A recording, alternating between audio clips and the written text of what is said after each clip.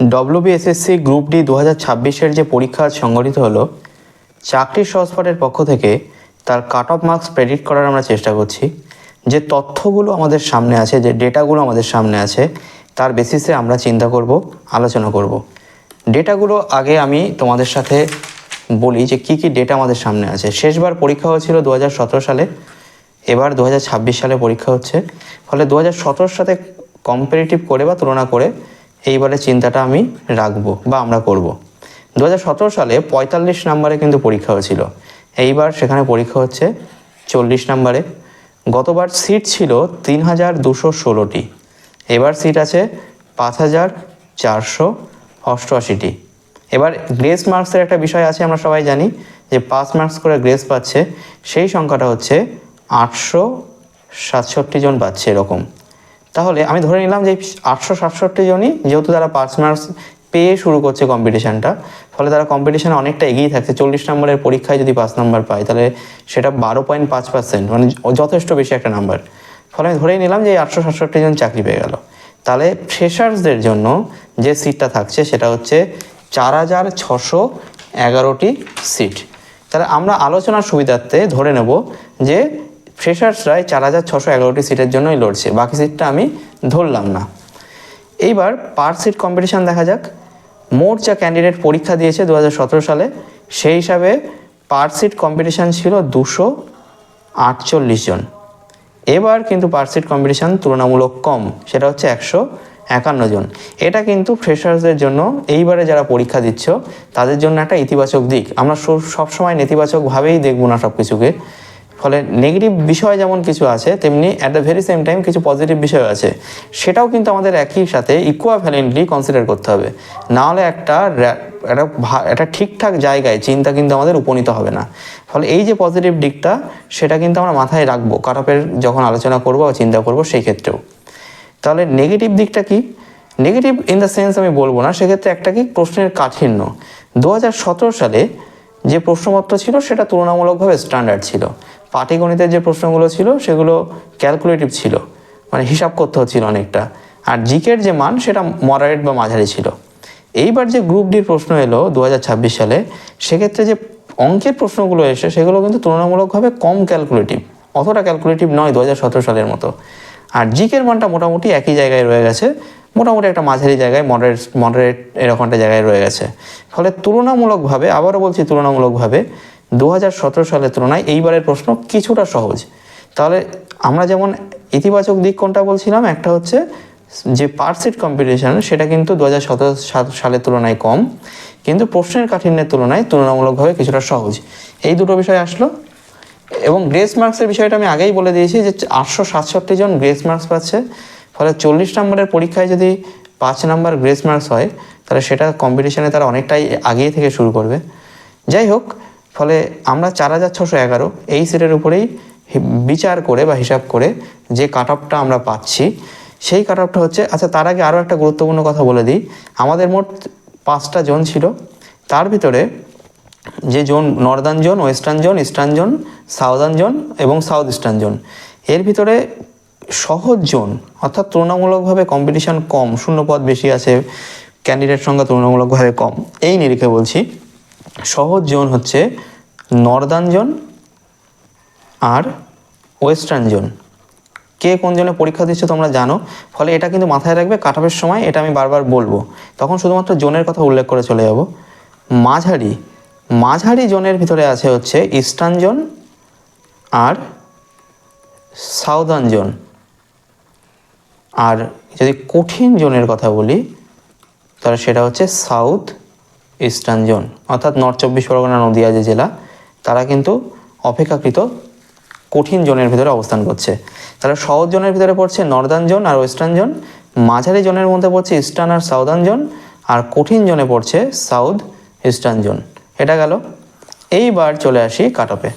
তাহলে ইউআর ক্যাটাগরির cut off WBSSC group D 2026 পরীক্ষায় কত যেতে পারে?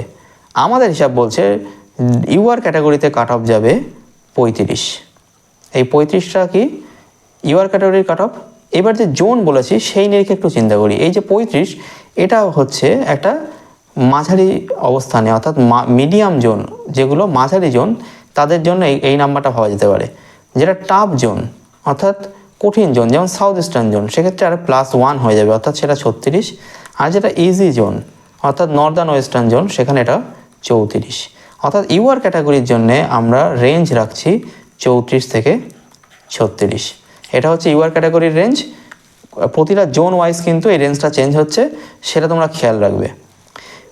মেয়েদের ক্ষেত্রে একটা আলাদা কাট অফের কথা শোনা যাচ্ছে, যদিও সেটা পুরোপুরি এখনও কনফার্মেশন সেরকম অ্যাজ কিছু নেই। ফলে সেটা যদি হয় তাহলে সেক্ষেত্রে আমরা কাট অফটা কী হবে সেটা একদম শেষে আমি বলবো। সেক্ষেত্রে মেয়েদের ক্ষেত্রে কাট অফটা কী চিন্তা করতে হবে এর উপরে বেস করেই হবে সেটা, তো সেটা একদম শেষে গিয়ে বলছি। তার আগে আমি ওভারঅলি সব ক্যাটাগরি ওয়াইজ বলে যাই। তাহলে ইউআর ক্যাটাগরিতে 34 থেকে 36, মোটামুটি 35টা হচ্ছে আমাদের একটা মিডিল জায়গা, অর্থাৎ মাঝারি যে অবস্থানগুলো মাঝারি জোন সেখানে যাচ্ছে, টাফ জোন সেখানে 36 আর ইজি জোনে 34। নেক্সট ক্যাটাগরি হচ্ছে ওবিসি এবং বি। ওবিসি এ বি এর সাফেলিং হয়েছে আমরা জানি, ফলে ওবিসি এ এবং বি কিন্তু একই কাট অফ যাবে। আগে আমরা দেখতাম ওবিসি বি বেশি যেত ওবিসি এ কম যেত, এখন কিন্তু আর সেটা হবে না। ফলে ওবিসি এ এবং বি এর ক্ষেত্রে আমরা যে কাট অফটা পাচ্ছি সেটা হচ্ছে 34। আবারও এটা হচ্ছে মডারেট জোনের ক্ষেত্রে, মাঝারি জোনের ক্ষেত্রে। তাহলে টাফ জোনে কত 35, ইজি জোনে কত 33।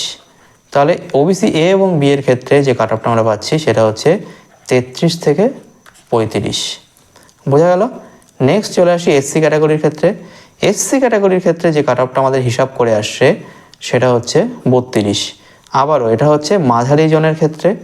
ইজি জোনের ক্ষেত্রে হচ্ছে 1 কমিয়ে দেবো অর্থাৎ 31, আর টাফ জোনের ক্ষেত্রে আমি 1 বাড়িয়ে দেবো। 1 থেকে 1.5 এটা হিসাব করা হয়, আমি হিসাবে সুবিধার্থে 1 ধরে চলছি। তো টাফ জোনের ক্ষেত্রে এটা হচ্ছে 33। অর্থাৎ আমাদের এসসি ক্যাটাগরির ক্ষেত্রে যে রেঞ্জ সেটা হচ্ছে 31 থেকে 33। নেক্সট যে ক্যাটাগরি সেটা হচ্ছে এসটি ক্যাটাগরি। এসটি ক্যাটাগরির ক্ষেত্রে কাট অফ যাবে 29। আবারও এটা হচ্ছে মাঝারি জোনের ক্ষেত্রে। তাহলে ইজি জোনের ক্ষেত্রে হচ্ছে 28, আর টাফের ক্ষেত্রে হচ্ছে 30। সেক্ষেত্রে তাহলে 28 থেকে 30 এটা হচ্ছে আমাদের এসসি জোনের রেঞ্জ। বোঝা গেল? আর নেক্সট হচ্ছে ইডব্লিউএস। ইডব্লিউএস এর ক্ষেত্রে কিন্তু প্রেডিক্ট করা একটু চাপের হয়ে যায়, কারণ ইডব্লিউএস কত সংখ্যক আছে এই তথ্যগুলো আমাদের কাছে থাকে না, যেটা বাকিদের ক্ষেত্রে তথ্য থাকে, ফলে আমরা হিসাব করতে পারি ম্যাথমেটিক্যালি। সেইটা এর ক্ষেত্রে হিসাব করা যায় না। কিন্তু ইডব্লিউএস অনেক সময় শূন্য পদ পূরণ হয় না, ঠিকভাবে রিনিউ করার একটা বিষয় রয়েছে। যাই হোক, আমরা ইডব্লিউএস এর ক্ষেত্রে যে তথ্য আমাদের কাছে ছিল ইডব্লিউএস যতজন আছে এই তথ্য, এবার সেটা চেঞ্জ হয়, ফলে ইডব্লিউএস এর এই কাট অফটা কিন্তু ভেরিয়েশন আসতে পারে। তো যে তথ্য ছিল, যেটুকু তথ্য আমাদের কাছে আছে ওয়েবসাইট থেকে আমরা যেটুকু তথ্য পেয়েছি সংখ্যা, সেই নিরিখে ইডব্লিউএস এর কাট অফ কিন্তু আমরা হিসাব করে আসছে 27।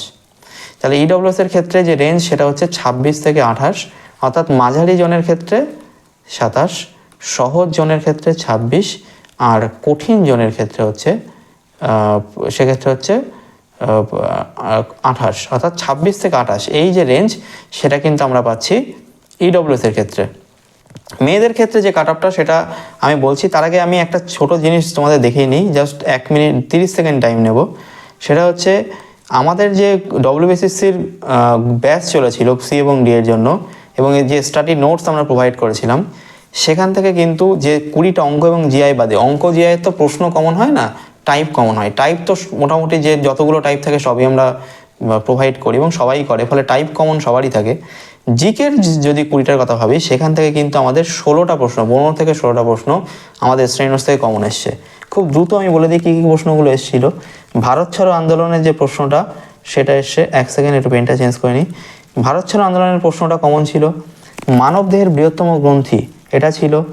তারপর এখানে আমি দেখছি ভোটাধিকারের যে বয়সটা সেটা, স্বাধীন ভারতের প্রথম রাষ্ট্রপতি, এটা খুবই কমন, সকলেই পেরেছে এটা। বালুচরী শাড়ির যে প্রশ্নটা সেটা, বাঁকুড়ার যে উত্তরটা সেটা ছিল।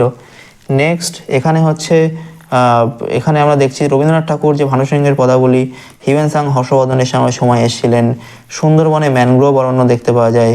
বা এখানে অলিম্পিকের যে প্রশ্নটা ছিল সেটা,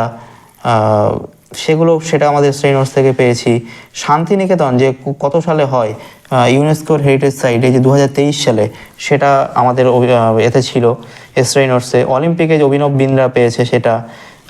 ধিং এক্সপ্রেস যেটা হিমা দাস, সেই প্রশ্নটি কিন্তু আমাদের শ্রেণী নোটসে ছিল। এই জায়গায় সিপিইউ এর ফুল ফর্ম, এটাও আমাদের শ্রেণী নোটসে ছিল। মানে 20টা মক টেস্ট আমরা প্রোভাইড করেছিলাম এবং স্টাডি নোটস যেটা ছিল, তো মানে তথ্য ভারী করা নাই, যে সমস্ত তথ্য বারবার পরীক্ষায় আসে সেগুলোই আমাদের এক্সপার্ট টিম কিন্তু আমাদের স্টাডি নোটসে নিয়ে এসেছিলো। ফলে তার ফল আমরা পরীক্ষায় দেখলাম যে 20টা যে জিআই এবং অঙ্ক বাদে যে 20টা প্রশ্ন, তার ভিতরে 15 থেকে 16টা প্রশ্ন কিন্তু কমন চলে এসছে। এছাড়াও যে 20টা মক টেস্ট আমরা প্রোভাইড করেছিলাম তার ভিতরেও কিছু থাকবে, যদিও সেগুলো দেখে ওঠা হয়নি, ফলে সেগুলো বলছি না। যাই হোক, এবার কাট অফের আলোচনায় আরেকবার ফিরে যাই। ইউআর ক্যাটাগরিতে আমরা পাচ্ছিলাম 34 থেকে 36 এই রেঞ্জে। এইবার মেয়েদের আলোচনায় আসি। মেয়েদের ক্ষেত্রে যে আলোচনাটা শোনা যাচ্ছে যে আলাদা করে কাট অফ থাকতে পারে, সেক্ষেত্রে যদি সেটা হয় তাহলে কিন্তু এই মেয়েরা এইভাবে চিন্তা করবে, যা যা কাট অফ বললাম, অর্থাৎ মাঝারি জনের ক্ষেত্রে বলেছি কত 35, তাহলে সেক্ষেত্রে তুমি কিন্তু 35 চিন্তা করবে না, মেয়েদের ক্ষেত্রে এখান থেকে ডাইরেক্ট 3 নাম্বার মাইনাস হবে। অর্থাৎ মেয়েদের ক্ষেত্রে মাঝারি জনে 32, কঠিন জনে 33 এবং ইজি জোনে 31। অর্থাৎ মেয়েদের ক্ষেত্রে রেঞ্জটা কিন্তু 34 থেকে 36 আর থাকবে না, সেটা হয়ে যাবে 31 থেকে 33। এটা কিন্তু ফিমেলদের জন্য 31 থেকে 33 হচ্ছে। যদি মেয়েদের জন্য আলাদা করে কাট অফের কথা যেটা শোনা যাচ্ছে সেটা হয়, তাহলে মেয়েদের জন্য কিন্তু 31 থেকে 33 এই রেঞ্জে ইউআর ক্যাটাগরিতে থাকছে। একইভাবে ওবিসিতে কী হবে, তাহলে সেক্ষেত্রে এটা হবে হচ্ছে যেটা মাঝারি জোন, সেখানে মেয়েদের কাট অফ যাবে 31, টাফ জোন যেটা সেটা যাবে 32, আর ইজি জোন যেটা সেটা যাবে 30। অর্থাৎ 30 থেকে 32 এটা হচ্ছে ওবিসি এবং বিয়ের ক্ষেত্রে মেয়েদের কাট অফ। নেক্সট এসসি ক্যাটাগরির ক্ষেত্রে কী হবে, মেয়েদের ক্ষেত্রে মাঝারি জনের ক্ষেত্রে 29, ইজি জনের ক্ষেত্রে 28 এবং কঠিন জনের ক্ষেত্রে 30। অর্থাৎ 28 থেকে 30 এটা হচ্ছে এসসি ক্যাটাগরির। যদি মেয়েদের আলাদা কাট অফ থাকে সেই কাট অফটা কিন্তু এটা হবে। এসটি ক্যাটাগরির ক্ষেত্রে এই কাট অফটা কত হবে, এসটি ক্যাটাগরির ক্ষেত্রে এই কাট অফটা হবে হচ্ছে, এটা মাঝারি জনের জন্য ছিল, ইজি জনের জন্য ছিল 28 আর টাফ জনের জন্য ছিল হচ্ছে 30। তাহলে মাঝারি জনের জন্য মেয়েদের কাট অফ থাকবে 26, ইজি জোনের জন্য মেয়েদের কাট অফ থাকবে 25 এবং টাফ জোনের জন্য মেয়েদের কাট অফ থাকবে 27। অর্থাৎ 25 থেকে 27 এসটি ক্যাটাগরির ক্ষেত্রে কিন্তু মেয়েদের কাট অফ থাকবে। ইডব্লিউএস এর ক্ষেত্রে এই কাট অফটাই কিন্তু হবে, যে রেঞ্জ আমরা পাচ্ছি সেটা হচ্ছে 24 মাঝারি জনের জন্য মেয়েদের, সহজ জনের জন্য হচ্ছে 23 এবং কঠিন জনের জন্য হচ্ছে 25। অর্থাৎ 23 থেকে 25 এই রেঞ্জটা কিন্তু মেয়েদের ক্ষেত্রে থাকবে। তাহলে একবার লাস্ট রিক্যাপ করে দিই। ইউআর ক্যাটাগরির ক্ষেত্রে 34 থেকে 36 এই রেঞ্জের ওভারঅল সবার জন্য বলছি, 34 থেকে 36 এই কাট অফ আমরা পাচ্ছি হিসাব করে ডেটার ভিত্তিতে। ওবিসি এ এবং বি এর ক্ষেত্রে আমরা পাচ্ছি 33 থেকে 35, এসসির ক্ষেত্রে পাচ্ছি 31 থেকে 33, এসটি ক্যাটাগরির ক্ষেত্রে পাচ্ছি 28 থেকে 30 এবং ইডব্লিউএস এর ক্ষেত্রে পাচ্ছি 26 থেকে 28। তো তোমরা জানাও তোমাদের পরীক্ষা সবার কেমন হলো, কোন জোন থেকে পরীক্ষা দিয়েছো এবং কত মার্কস তোমরা পাচ্ছ সেটা লেখো, আমাদের সাথে শেয়ার করো। আশা করছি সবারই পরীক্ষা ভালো হয়েছে এবং সবাই চাকরি পাবে এই শুভকামনা জানিয়ে এই ভিডিও এখানেই শেষ করছি।